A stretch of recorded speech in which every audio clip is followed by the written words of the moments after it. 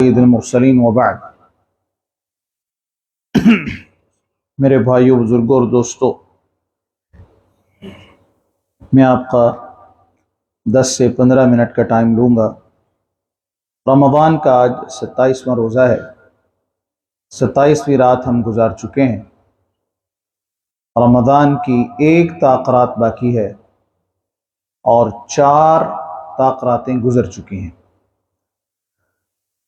رمضان میں جو آدمی نماز روزے کا اہتمام کرتا رہا، مبارکباد کا مستحق، اور اگر رمضان کے ختم ہوتے ہی پہلے دن فجر کی نماز میں جو ہم سب یہاں پر موجود ہیں، اگر یہ لوگ نہ ہوں اور ہم اسی وقت اسی دن نمازوں کو ترک کرنا شروع کر دیں تو رمضان سے ہمیں کچھ نہیں دیا اور ہم نے رمضان سے کچھ حاصل نہیں کیا۔ یہ پیمانہ رکھیں کہ رمضان نے ہمیں کچھ دیا یا نہیں، اور ہم نے اس اللہ کے مہمان کو کچھ دیا یا نہیں۔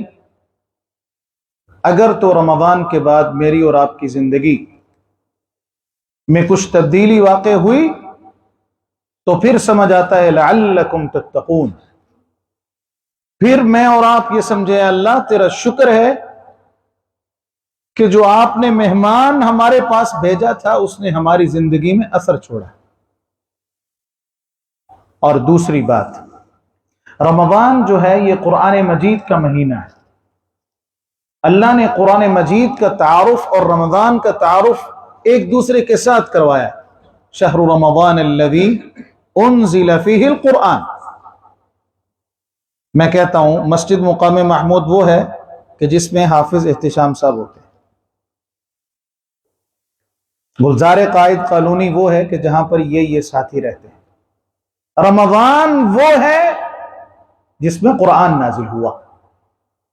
اگر تو ہم نے رمضان اور قرآن مجید دونوں کے ساتھ تعلق، ارتباط ویسے ہی بنائے رکھا جس طرح رمضان میں تھا، تو پھر یہ قرآن ہمیں فائدہ دے گا ورنہ نہیں دے گا۔ پہلی بات، رمضان ہمیں کیسے فائدہ دے گا، اور دوسری بات، قرآن مجید ہمیں کیسے فائدہ دے گا۔ میرے بھائیوں، اس دنیا میں جس طرح ایک ڈاکٹر کی ضرورت ہے، انجینئر کی ضرورت ہے، ٹیچر کی ضرورت ہے، اسی طرح اس دنیا میں قرآن مجید پڑھانے والے کی بھی ضرورت ہے۔ ہم لوگ اس بات کو سمجھیں اور قبول کریں کہ جس طرح دیگر شعبے موجود ہیں ویسے ہی قرآن مجید والے کی بھی ہمارے معاشرے کو ضرورت ہے۔ میں ایک جگہ پر تھا، یونیورسٹی میں ہم پڑھ رہے تھے، تو ہمارے سامنے پی ایچ ڈی ڈاکٹر اسلامیات کے، تو بحث چل نکلی کہ جی علماء اور مولانا حضرات اور قرائے کرام ایک ہی بات کے پیچھے لگے ہیں، کوئی پروفیشنل لائف نہیں ہے، مسجدوں میں بیٹھے ہوئے ہیں، کوئی اصل کام تو ہم کر رہے ہیں۔ تو ہم نے ان سے بڑے ادب سے عرض کی کہ مجھے یہ بتائیں کہ شریعت کا ایک مسئلہ ہے طلاق، میں آپ کے سامنے مسئلہ پیش کرتا ہوں، مجھے فتویٰ دے دیں۔ وہ کہتے ہیں میں فتویٰ نہیں دے سکتا۔ تو پھر میں نے کہا کہ سر، جب آپ یہ کام نہیں کر سکتے تو کم از کم ان کو کام کرنے دیں جو اپنی جان، اپنے مال کی پرواہ کیے بغیر، اپنی دنیا کی پرواہ کیے بغیر اپنوں اور اپنے بچوں کو مسجد میں بھیجتے ہیں اور مدارس میں بھیجتے ہیں۔ میں اگر اپنی ذات کے لیے 10 روپے مانگوں تو عزت نفس 1000 مرتبہ کہے گی کہ ہاتھ پیچھے کرو۔ یہ ان علماء کرام کی اور قرآن کرام کی قربانی ہے جو اپنی عزت نفس پیچھے رکھ کے کہتے ہیں حضرات میں یہ مسجد بنا رہا ہوں، میرا گھر یہ نہیں ہے، یہ مسجد اللہ کے نام کی ہے اور مسجد اللہ کے نام پر وقف ہے، لہٰذا اس کے ساتھ تعاون کرو۔ ذاتی تو کوئی کمال بھی نہیں۔ آپ سب احباب نے تراویحیں پڑھی، اللہ تعالی ہم سب کا پڑھنا قبول فرمائے۔ اس راولپنڈی کی مساجد میں ہزاروں مساجد وہاں پر تراویح ہوئی، ساری کی ساری مساجد کے اندر ائمہ دین وہ ان مدارس کے پڑھے ہوئے ہیں، حافظ قرآن ان مدارس کے پڑھے ہوئے ہیں۔ تو صرف ہم کیا کریں، ہم جو قرآن مجید کے ساتھ تعلق کو جڑے ہوئے ہیں نا، ہم ان کی غلطیوں کو ایکسپٹ کرتے ہوئے ہم ان کے ساتھ محبت اور پیار کا تعلق قائم رکھیں، تاکہ کل کلا جب ہمارے جنازے اٹھیں تو ہمارے جنازوں میں یہ لوگ بھی ہوں جو ہمارے اوپر دعا پڑھیں، اللہم اغفر لہ وارحمہ وعافہ واعف عنہ۔ اللہ کے نبی صلی اللہ علیہ وآلہ وسلم کہ صحابہ کرام قرآن مجید کے ساتھ تعلق جوڑنے والے تھے۔ شیخ احمد الحواش ہیں، ابھی یہ 2 سال پہلے فوت ہوئے، جو احباب سعودی عرب رہ کے آئے نا، ان کے خاص مسجد تھی ابہا خمیس کے اندر۔ میرے بھائیوں وہاں پر تراویح عشاء کے بعد شروع ہوتی تھی اور سحری کے وقت ختم ہوتی تھی، اور وہ امامت کرواتے تھے، اور لوگ بڑی دور دور سے ان کے ساتھ تراویح پڑھنے آتے تھے۔ تو ان کو وہاں سے ہٹا کر ان کو کہا کہ حضرت آپ کا قرآن مجید کے ساتھ تعلق بہت گہرا ہے، تو آپ حرم میں چلے جائیں۔ وہ کہتے ہیں بھائی میں پڑھاؤں گا تو ایسے پڑھاؤں گا، نہیں تو مجھے کہیں اور بھیج دو۔ ان کو حرم میں بھیج دیا۔ تقریباً 3 سال وہ بیت اللہ میں رہے۔ ظہر کے بعد وہ داخل ہوتے تھے اور فجر کے بعد وہ مسجد سے نکلتے تھے۔ ان کے بیٹے کی ایک پوسٹ میں نے پڑھی میرے بھائیوں کہ وہ رمضان میں کتنی مرتبہ قرآن مجید ختم کرتے تھے، 1 بار 2 بار 3 بار 4 بار۔ وہ فرماتے ہیں جس سال میرے والد اس دنیا سے گئے اس سال میں اس بات کا گواہ ہوں کہ انہوں نے رمضان میں 70 مرتبہ قرآن مجید کو ختم کیا ہے۔ یہ رمضان جا رہا ہے، میں اور آپ غور کریں کہ ہم نے اس مقدس کتاب کو کھول کے رمضان میں کتنی مرتبہ دیکھا، ہم نے اس کے کتنے صفحے پڑھے ہیں۔ یہ تو ہمارے لیے سکون کا باعث تھا، ہم سکون کہیں اور ڈھونڈتے رہے۔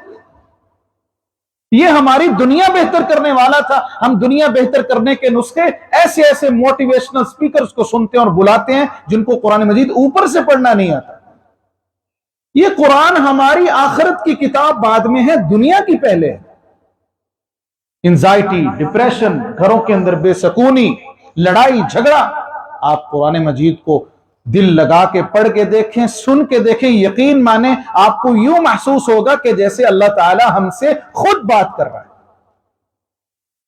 اللہ تعالی ہم سب کو قرآن مجید کے ساتھ دل لگانے کی توفیق نصیب فرمائے۔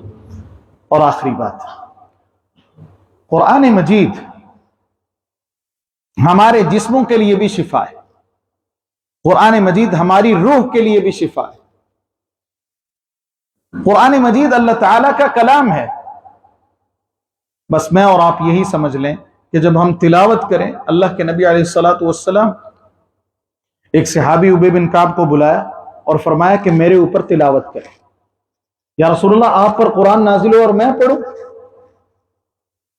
فرمایا نہیں، مجھے پڑھ کے سناؤ، اللہ نے آپ کا نام لے کے کہا ہے کہ اس سے قرآن مجید سنو۔ حضرت ابی بن کعب رونے لگے۔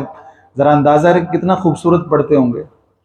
اس کا مطلب ہے کہ یہ جو ماحول ہے نا، قرآن مجید اچھا پڑھنا، اچھا سننا، اچھے قرآن کرام کے پیچھے جانا، ان کی تلاوت شوق سے سننا، یہ ماحول اللہ کے نبی کے دور سے چلا آ رہا ہے۔ ورنہ قرآن مجید تو اور بھی سارے پڑھتے تھے، ابوبکر صدیق قرآن نہیں پڑھتے، حضرت عمر فاروق قرآن نہیں پڑھتے، لیکن یہ شرف اللہ نے حضرت ابی بن کعب کو دیا۔ ماشاءاللہ آپ کے پنڈی اسلام آباد میں یہ ماحول ہے کہ ہم نے وہاں پر جانا ہے کہ جہاں پر قرآن مجید کچھ پڑھتا ہوا محسوس ہو، ہمیں سمجھ ہی نہ آئے قرآن مجید کی کہ کیا پڑھ رہا ہے اور کیا پڑھا جا رہا ہے، تو کیا فائدہ۔ تو حضرت ابی بن کعب نے سورۃ النساء شروع کی۔ جب آپ اس آیت پر پہنچے نا، فَكَيْفَ إِذَا جِئْنَا مِن كُلِّ أُمَّةٍ بِشَهِيدٍ وَجِئْنَا بِكَ عَلَى هَؤُلَاءِ شَهِيدًا۔ اے اللہ کے نبی، اس وقت کیا حالت ہوگی آپ کی کہ جب ہم آپ کی امت کے ایسے لوگ جنہوں نے قرآن مجید کو پیچھے چھوڑ دیا تھا، ان کے خلاف آپ کو گواہ بنا کے لے کے آئیں گے۔ اللہ کے نبی نے فرمایا حسبک یا ابی، اے ابی بن کعب چھوڑ دو، بس کر دو۔ فرمایا میں نے دیکھا نبی علیہ الصلوۃ والسلام کی آنکھوں سے آنسو جاری۔ یہ قرآن اپنی تاثیر چھوڑتا ہے۔ وقال الرسول، اللہ کے نبی کہیں گے یا ربی، اے میرے رب، ان قومی، میری قوم نے، یہاں سے مراد امت محمد ہے صلی اللہ علیہ وسلم۔ یہ قرآن کس پر نازل ہوا؟ امت محمد صلی اللہ علیہ وسلم پر نازل ہوا نا۔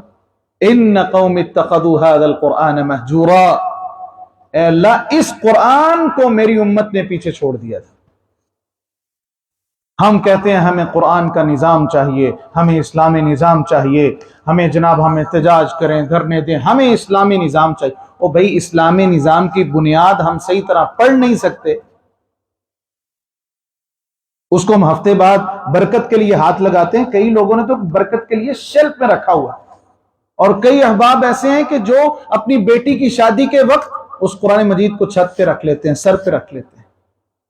یہ قرآن تو ان مقاصد کے لیے نہیں آیا۔